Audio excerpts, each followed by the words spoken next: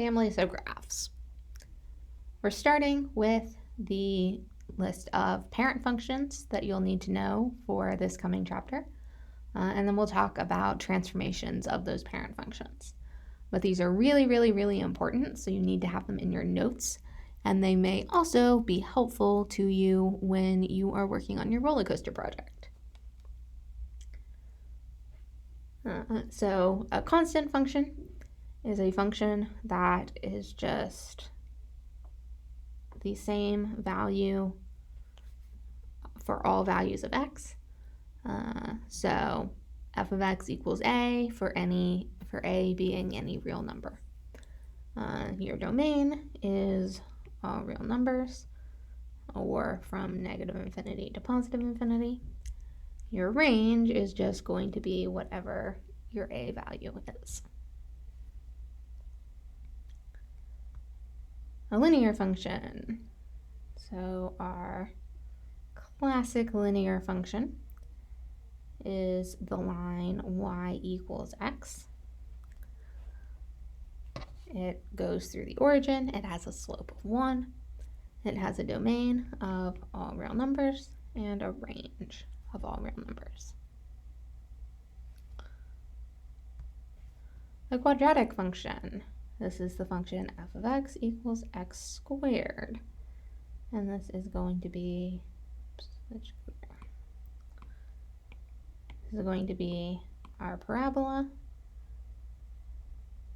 which is going to look like this.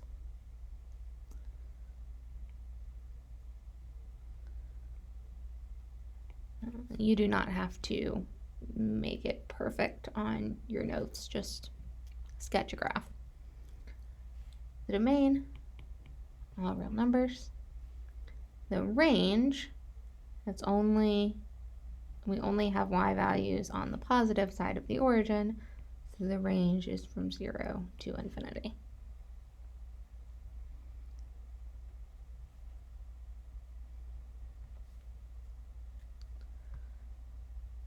A cubic function is going to look like this. Again, you don't have to make it perfect. Just have a general idea of what the shape is. The way that I'm doing this, by the way, is plotting points. So if I have x and f of x equals x cubed, right? 0, 0 cubed is 0, 1, 1 cubed is 1, 2, 2 cubed is 8, and then also doing it on the negative side. And I'm just doing that really quick, and that's how I know what the graph looks like. Your domain, all real numbers. Your range, also all real numbers. Right? It goes to positive and negative infinity on the left and the right side, and also going up and going down.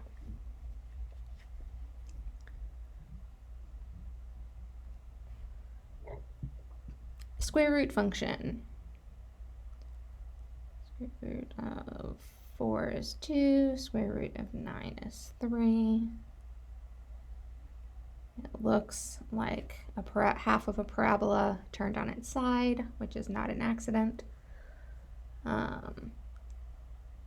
It is going to have a domain that goes from 0 to infinity, and also a range that goes from 0 to infinity. It is only defined here in quadrant 1.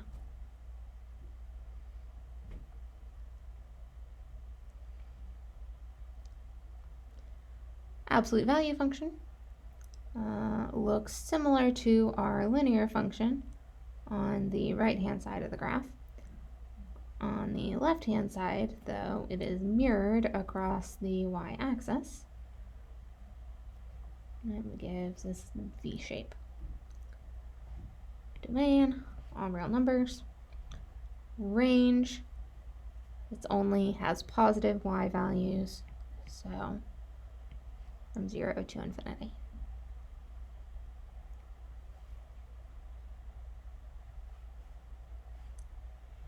Rational function, kind of a weird one.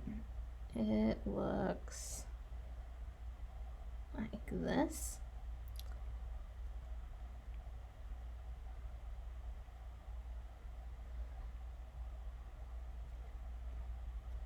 So, domain, it is defined everywhere except at x equals 0. So we can say x does not equal 0, or we could say that it's defined from negative infinity to 0 and from 0 to infinity. Range, same thing. So y does not equal 0, or from negative infinity to 0 and 0 to infinity.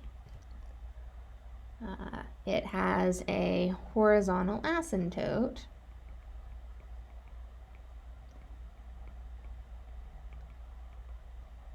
at the x-axis, which is the line y equals 0, and a vertical asymptote at the y-axis, which is the line x equals 0.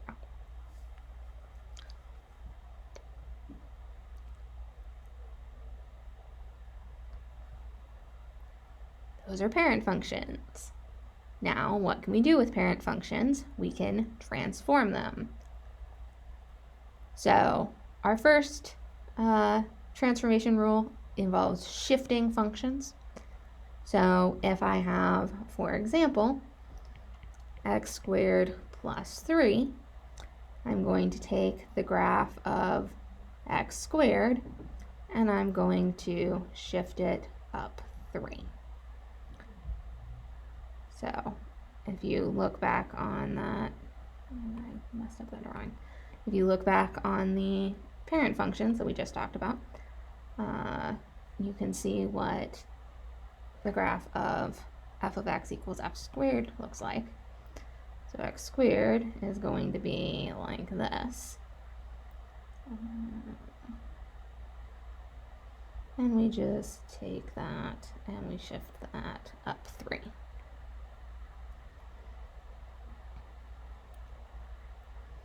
Or we could shift it up 2, or we could shift it up 12, or we could shift it up whatever, just by adding a constant to the end of the function, we shift the function up. We can do the same thing if we want to shift the function down. So here I'm drawing the parent function again, just for comparison. So there's the parent function. This is f of x equals x squared. And then if I want to shift it down, 1, 2, 3, let's say 5. 4.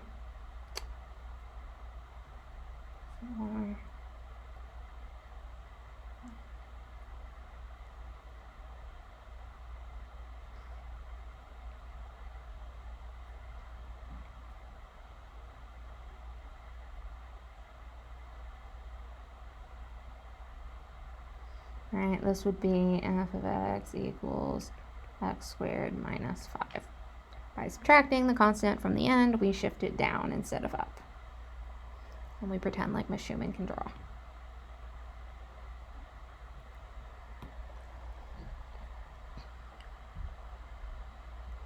When we have something added inside with the variable, we're going to shift it to the left. So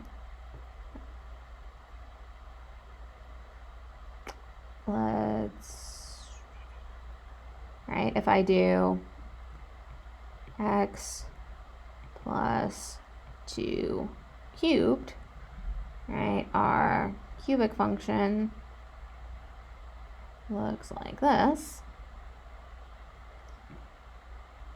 So this is f of x equals x cubed. If I want x plus 2 cubed, that's going to shift it to the left too.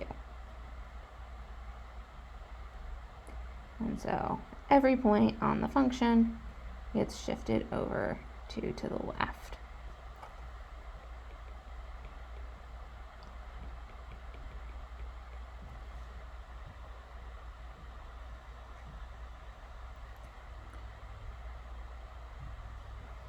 And then, predictably, if I shift f of x, if I do f of x minus a, I'm going to shift it to the right. So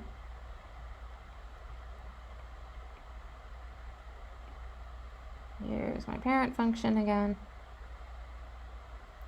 F of x equals x cubed. And if I want f of x, let's say f of x equals x minus 6 cubed, that's going to shift it 6 units to the right. Please pay attention to the fact that when you subtract, you move it to the right, and when you add, you move it to the left, which is kind of the opposite of the way you think it should be. But x minus 6 cubed is going to move it to the right. X plus 2 cubed is going to move it to the left. And these go for all functions.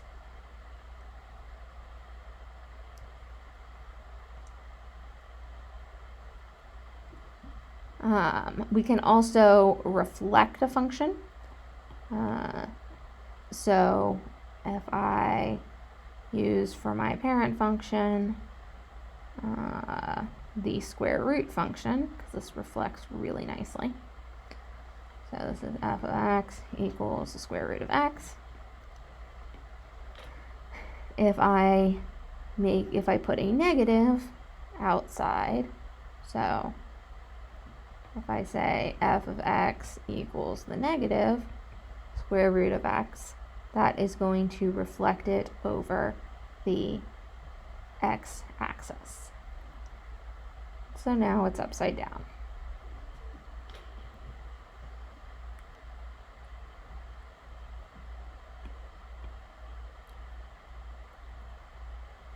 And if I put the negative on the inside, so again, here's my square root function. If f of x equals the square root of x, and if I put my negative on the inside, equals the square root of negative x, that is going to flip it over the y-axis. And so now it looks like that instead.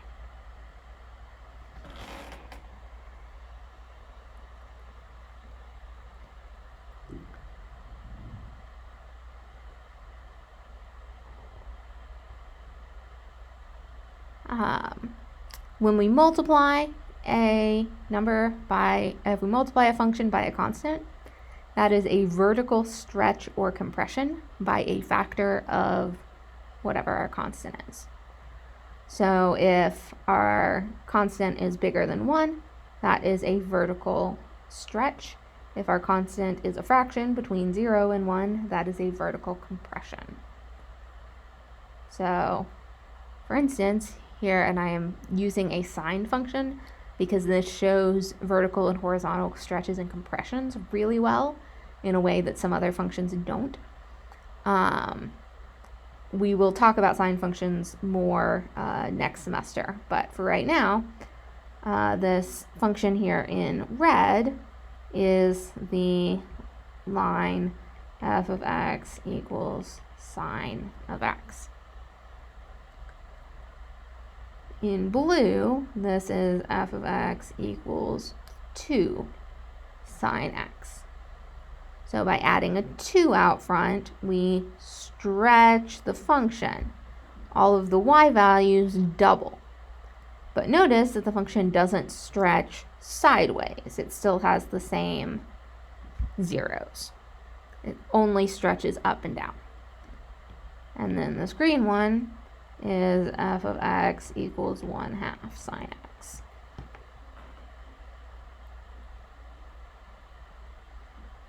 So vertical stretch, if we multiply by something bigger than 1, like 2. Vertical compression, it flattens out if we multiply by something less than 1.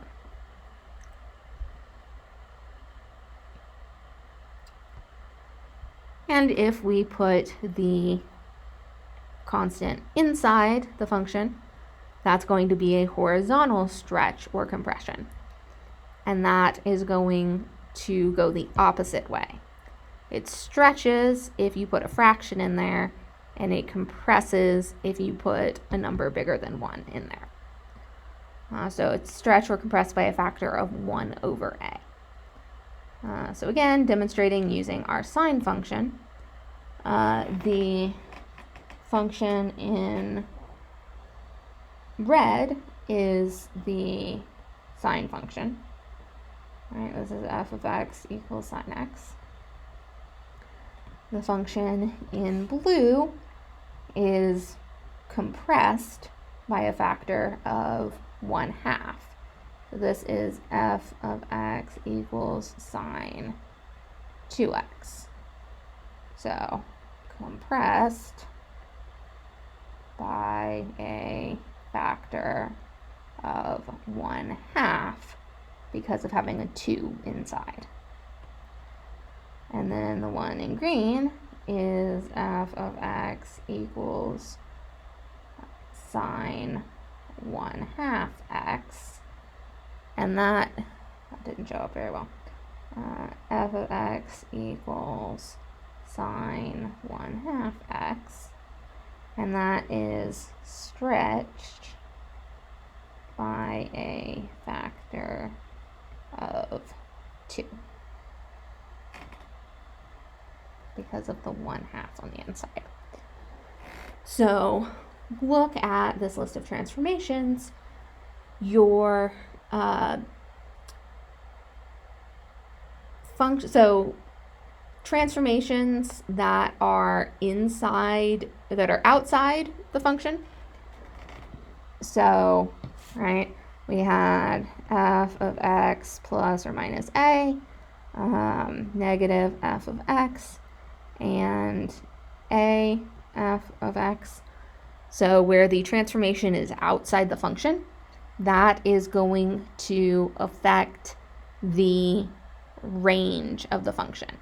It's going to affect the y values.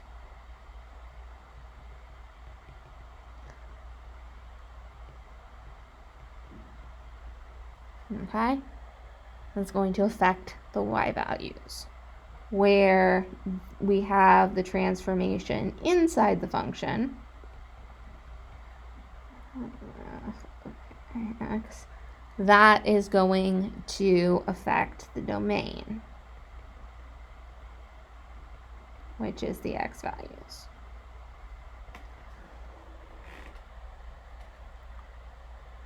Also, notice the ones that affect the domain go backwards. So adding a shifts you to the left, subtracting a shifts you to the right. Multiplying by something bigger than 1 shrinks the function.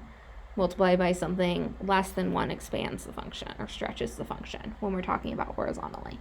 So these also are backwards from how you think it should be. Yes, I know it's weird.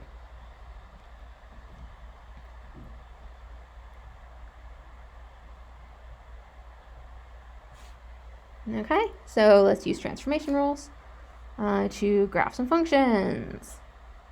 Graph f of x equals the absolute value of x. We know an absolute value function starts at the origin, and it's a line that has a slope of x, a slope of 1 here, and a slope of -1 on the negative side.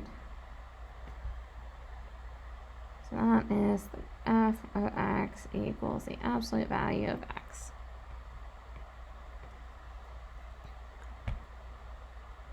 If we put a negative out front, that is going to reflect it over the x-axis. Having a transformation out front is going to change the y values. It's going to look like this. It's going to be upside down.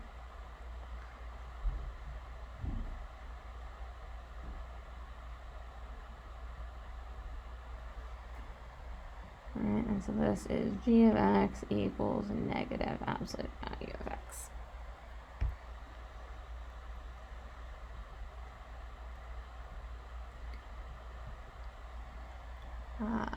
So use our parent graph of y equals the square root of x, which looks like this. This is y equals the square root of x. And we're going to sketch some transformations. So square root of x plus 2 is going to shift every point on the graph up 2.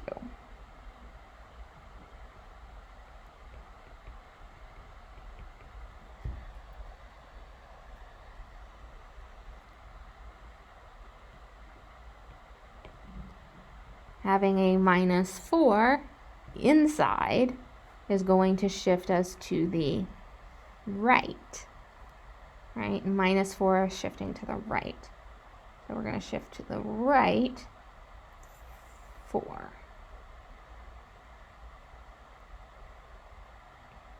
And so every point on the graph shifts 4 to the right.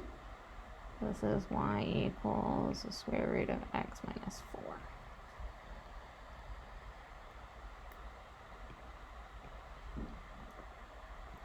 And then here we have more than one transformation. We are shifting down 1 and 3 to the left.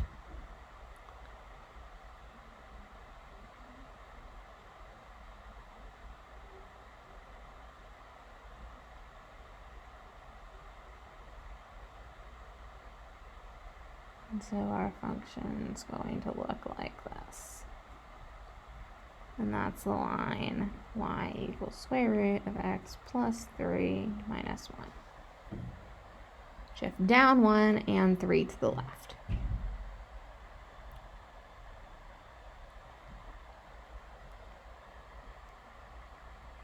And that's it for transformation rules. We will keep coming back to these, so you need to know them. We will be talking about transformation rules when we talk about trig functions and when we talk about log functions, and anytime we talk about functions, our transformation rules apply.